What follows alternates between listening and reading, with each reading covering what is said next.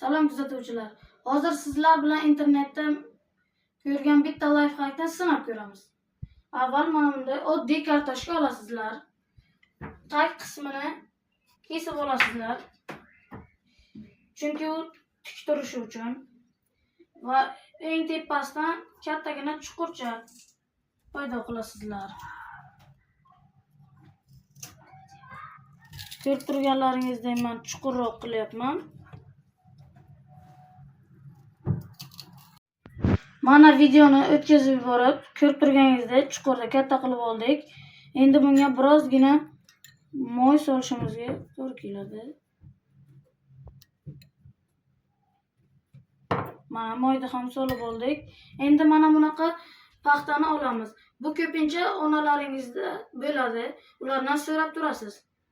Buni yarim qilib, yaxshilab o'rab olamiz.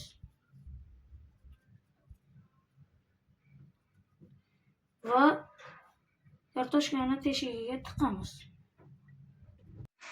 Mana paxtani ham qo'yib oldik. Endi gugurt yoki zajgalka yordamida paxtani uchini yoqamiz. Va bu ishladi. Endi chiroqni o'chiraman.